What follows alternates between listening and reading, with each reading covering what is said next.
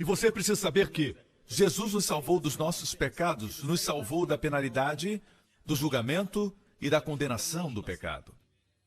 A penalidade, o julgamento e a condenação do pecado. Não é tirar nossa possibilidade de pecar. Nós não queremos pecar. Mas não foi para isso que ele nasceu. Ele salvaria o seu povo do pecado que os condenava, que os enviava para o inferno, que destruía suas vidas. Ele salvaria o seu povo dos seus pecados. Isso é boas novas de grande alegria. Amém? Amém? Boas novas de grande alegria. Amém? E quando você escuta que você é redimido, você é salvo do pecado que te punia, que trazia consequências para a sua vida, ou dava uma pista para que o diabo aterrissasse seu avião, quando você descobre isso são boas novas, porque Israel vivia sob o estigma da condenação do pecado por muito tempo. Entenda que o pecado é mau, certo? Mas como remover o pecado? É sentindo-se mais condenado? Não. Quando se sente condenado, você continua repetindo o pecado. É por isso que Jesus disse para aquela mulher que foi pega em adultério: nem eu te condeno. Vai e não peques mais. Ele removeu a condenação do pecado para que ela tivesse poder de ir e não pecar mais. A Bíblia diz que Cristo morreu para o pecado. Da mesma forma, devemos nos considerar mortos para o pecado. Como Cristo morreu para o pecado? Cristo morreu de cometer pecado? Do poder do pecado? Cristo estava sob o poder do pecado? Nunca! Então, como Cristo morreu para o pecado? Cristo morreu de imputar pecado. Cristo morreu da penalidade, do julgamento e da condenação do pecado. É assim que ele morreu. Do mesmo jeito que nós devemos nos considerar mortos para o pecado. Você me acompanha?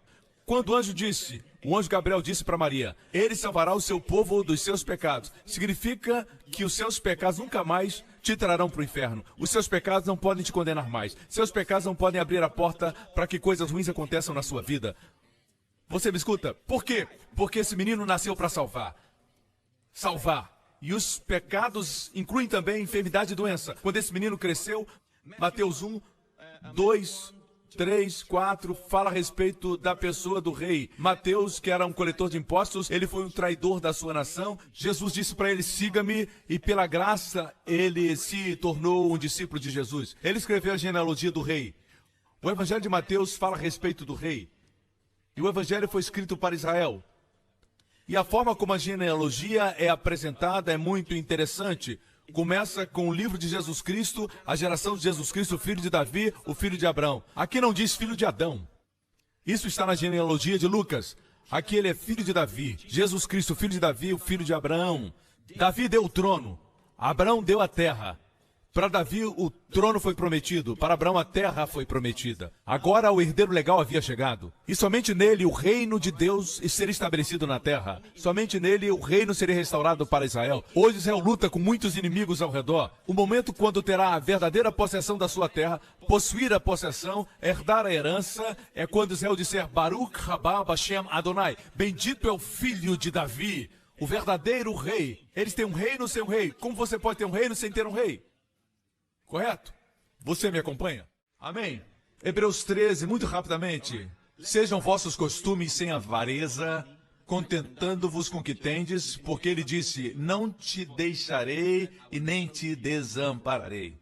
Amém? O que significa isso? Nunca é uma negativa forte. Certamente nunca. Eu gosto da versão amplificada. Nunca, nunca, nunca, nunca eu vou deixar vocês. Em outras palavras, mesmo quando você peca, o Senhor nunca deixa você. Isso é verdade. Se alguém citar o Antigo Testamento dizendo: pastor, você sabe o que aconteceu com Davi? O Espírito Santo deixou, ele disse: não retire de mim o teu espírito. Não precisamos mais orar assim, porque Jesus morreu na cruz e pagou o preço pelos nossos pecados. Assim hoje, mesmo quando fracassamos, quando pecamos, o Senhor está conosco. Ele nunca nos deixa e nem nos abandona. É assim que sabemos que Ele nos ama. Nós precisamos saber que Deus não está sancionando o pecado. Por quê? Por falta de pregações como essa, as pessoas pensam que o Senhor as abandona quando elas pecam e volta quando elas são obedientes. Isso produz raiva de Deus. Eu gostaria de mencionar para vocês algumas palavras ditas por Martinho Lutero. Antes de conhecer a graça, ele disse que ele odiava a Deus. É como se Deus só o abençoasse quando ele obedecia. E ele disse que não podia entender um Deus assim. Após conhecer a graça, ele o ama apaixonadamente. Os bons amigos ficam com você, mesmo quando você erra. Eles não te deixam. muito mais o Senhor. Você o ama.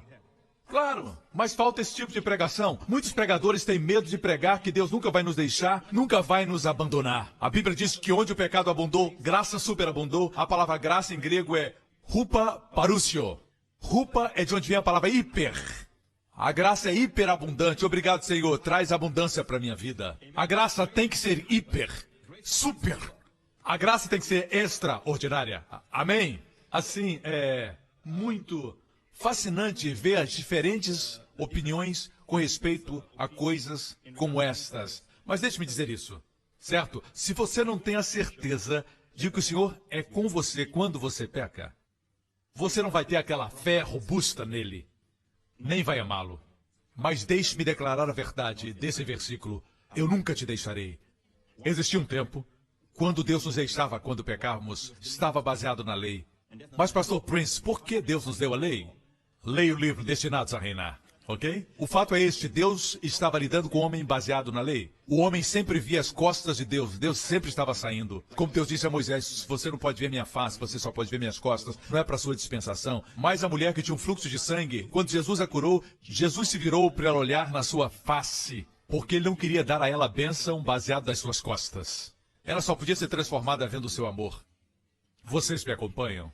Mas aqui é o Emanuel. Houve um tempo que Deus dizia, lhes deixarei se me desobedecerem. Se guardarem os mandamentos, estarei convosco. Correto? Esses dias já passaram.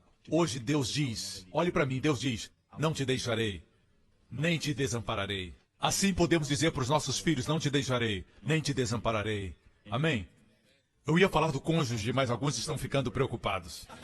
Mas e se ela fizer isso, se ele fizer aquilo? Mas será incrível se você disser isso para o seu cônjuge. Você vai amar como Jesus amou a igreja. Ele segura a sua mão e diz, nunca te deixarei, nem te desampararei. O Senhor está conosco, quer dizer, sua presença vai estar conosco, sua prosperidade vai estar conosco. As pessoas vão ver que o Senhor está conosco. Amém? O Senhor vai fazer com que tudo que toquemos prospere. E quem quer trazer confusão para nós, Deus vai fazer com que eles fiquem confusos. Amém? Quem tentar nos atingir não vai ser bem-sucedido. Amém? E nós viveremos em paz, seremos abençoados. Você me acompanha? Essa é a história do Natal. Você não está feliz pelo Emanuel? Glória a Deus, aleluia, aleluia. Obrigado, Jesus.